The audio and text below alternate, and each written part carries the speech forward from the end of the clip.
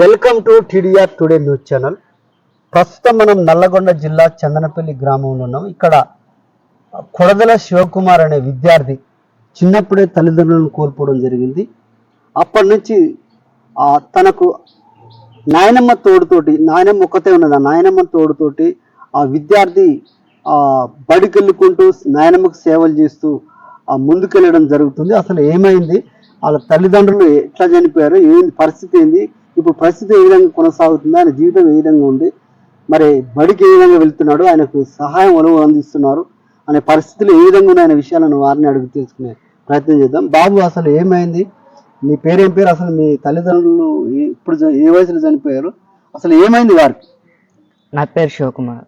మా మమ్మీ ఏమో నేను 2nd క్లాస్ ఉన్నప్పుడు చనిపోయింది, ఆరోగ్యం బాగాలేక.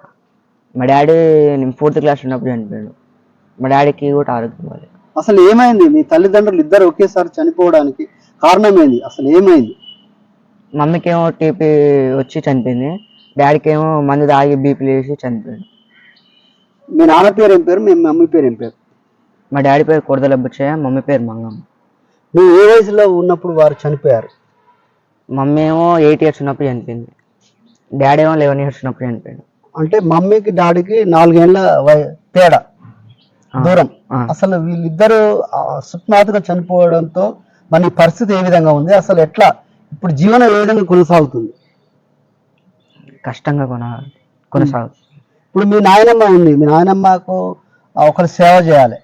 మీ నాయనమ్మ ఇప్పుడు మీరే ఉన్నావంటే నీకు ఒక తోడు ఉంది, ఆ తోడుకైనా మళ్ళీ నువ్వే సేవ చేయాలి. నీకు సేవ చేసేట్లు లేరు, నీ నువ్వు బతుకుంటూ మీ నాయనమ్మ కూడా సేవ చేయాల్సి వస్తుంది. అసలు ఏమైంది, మీ నాయనమ్మ లేచినాడు పరిస్థితి ఉందా, లేకపోతే నువ్వే సేవ చేస్తున్నావా?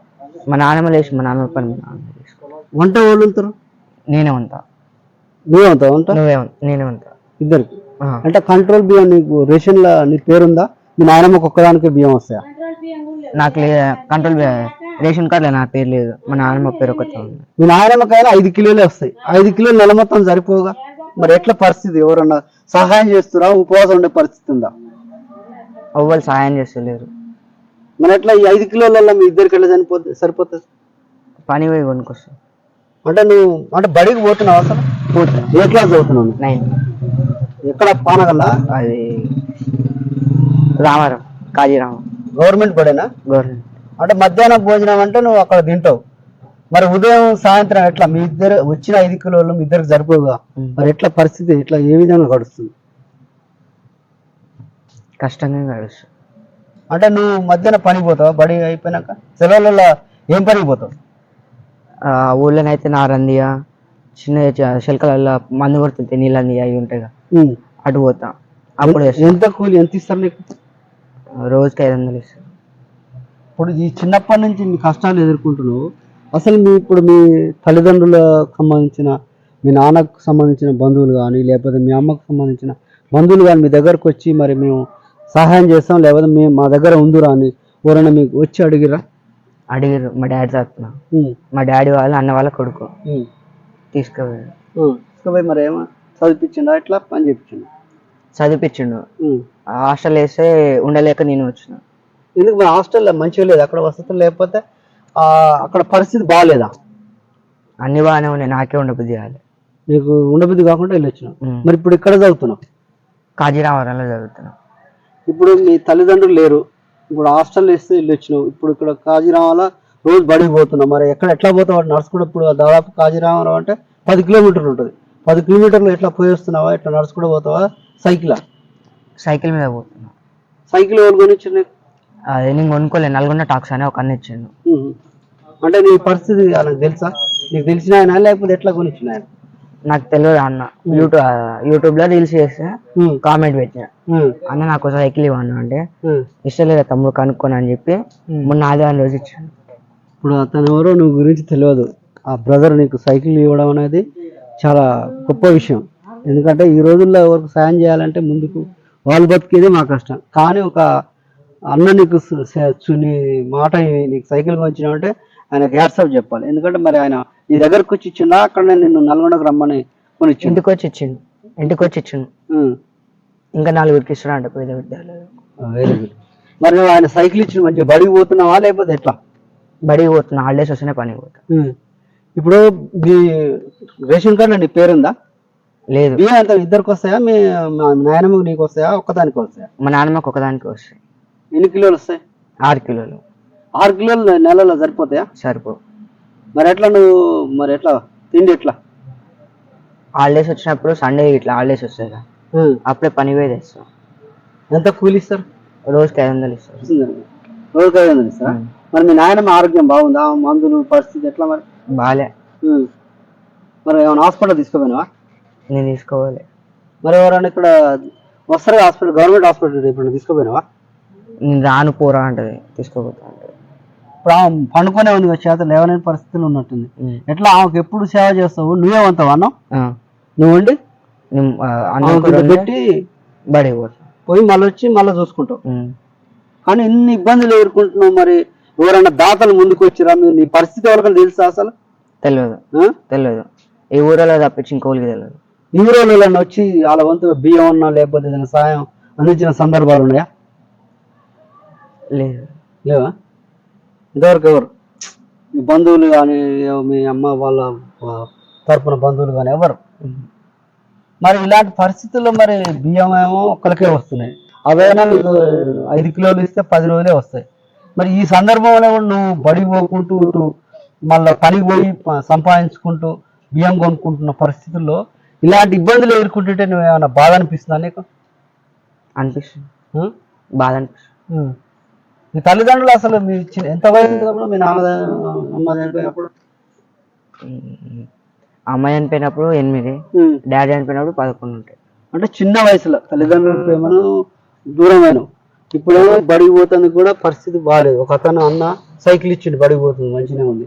మళ్ళీ మీ నాయనమ్మ ఉంది నీకు తోడుగా, ఆమె సేవలు ఆమెకు నువ్వు చేయవలసి వస్తుంది, వండి పెట్టవలసి వస్తుంది. నీకు ఒకరు సేవ చేయాలంటే నువ్వే మీ నాయనమ్మకి సేవ చేస్తున్నావు. ఇంత ఈ వయసులో కూడా నువ్వు మంచిగా భయపడకుండా మళ్ళీ బడికి పోతుంటూ మీ నాయనమ్మకి సేవ చేసుకుంటూ ఆమె వండి పెడుతూ మళ్ళీ ఖాళీ టైంలో పనికి పోతూ చాలా అద్భుతంగా నువ్వు ఈ మొక్కలో దీక్ష లెక్క భయపడకుండా మంచిగా చదువుకుంటూ మంచి ఆలోచన ఉంది నీకు. మరి దాతలు ఎవరైనా సహాయం చేస్తే ఇంకా ఉన్నత చదువులు చదవాలనే ఆలోచన ఉందా? ఉన్నది, చదువుతా మంచి చదువుకొని దాతలు ఎవరు కూడా ఇప్పుడు టీడీఆర్ ఛానల్ చూసేటోళ్ళు ఎవరైనా ఉన్నప్పుడు మీకు మీకు ఆర్థికంగా ఏదో ఒక సహాయం చేయాలని ఉంటుంది. వాళ్ళు సహాయం చేసినప్పుడు వాళ్ళ సహాయాన్ని నువ్వు వ్యర్థం చేసుకుంటా వారి ఇచ్చిన అవకాశం సద్వినియోగం చేసుకొని బడికి వెళ్తావు. మరి వెళ్తా. ఎలాంటి ఇబ్బందులు ఉన్నా కూడా నువ్వు అవన్నీ ఇబ్బంది చూడకుండా ముందుకెళ్ళాలి. భవిష్యత్తు ముందుకు వెళ్ళాలంటే నువ్వు ఇవన్నీ పట్టించుకోవద్దు.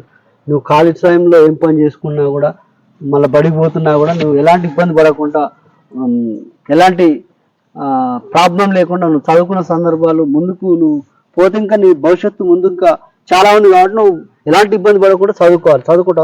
చదువుకుంటా దాతలు ముందుకు వస్తే. ప్రస్తుతానికైతే ఇప్పుడు ఇట్లా జీవితం ఎట్లా నడుస్తుంది? కష్టంగానే నడుస్తుంది, ఇబ్బందిగా ఉంది.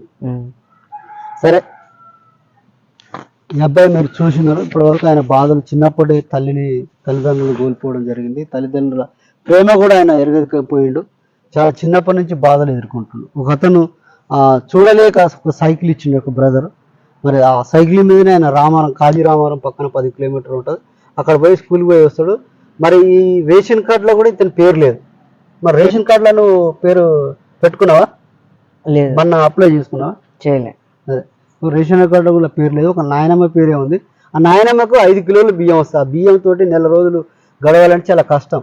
ఇలాంటి సందర్భంలో ఖాళీ టైంలో బడి లేని టైంలో ఆయన ఊళ్ళో పనులకు పోవడం, చిన్న పనులు, గడ్డి బీకుడు, పత్తెర, నారు మంచివాడు, చిన్న పనులకు పోయి నేను బియ్యం కొనుక్కొని మేము మా నాయనమ్మకు వండుకొని ఆయనకు పెట్టి నేను కూడా తిని మళ్ళీ నేను స్కూల్కి పోయి అక్కడి నుంచి వచ్చి మళ్ళీ ఉదయం సాయంత్రం పనులు చేసుకుంటూ మళ్ళీ ఉదయం బడికి పోయి ఇదే పరిస్థితి కొనసాగుతుంది. కానీ మాకు పరిస్థితి మా తల్లిదండ్రులు బంధువులు కానీ ఇటు మా తల్లి తరపున బంధువులు కానీ ఇంతవరకు ఎవరు వచ్చి మమ్మల్ని ఆదుకున్న పాపన పోలేదు. ఏదైనా నేను బడికి పోయి ఖాళీ సమయంలో పని చేసుకుంటూ జీవనం కొనసాగిస్తున్నాం తప్ప మమ్మల్ని ఆదుకునే వారే లేరని ఇంతవరకు అబ్బాయి అయితే చెప్పడం జరిగింది. ఎవరైనా దాతలు ఈ టీడీఆర్ టుడే ఛానల్ చూస్తున్న ప్రేక్షకులు ఎవరైనా ఉంటే దాతలు ముందుకొచ్చి ఈ అబ్బాయికి ఏదో ఒక తమ తోచిన సహాయం, నాకు చదువు అంటే చాలా ఇష్టం, చదువుకోవాలని చాలా ఆశ ఉందంటారు. కాబట్టి మీ వంతుగా చదువుకునేటందుకు సహాయం అందించి అదేవిధంగా తినటానికి కూడా తిండి లేక ఇబ్బందులు పడుతున్న పరిస్థితి ఉంది. మీరు దయదాల్చి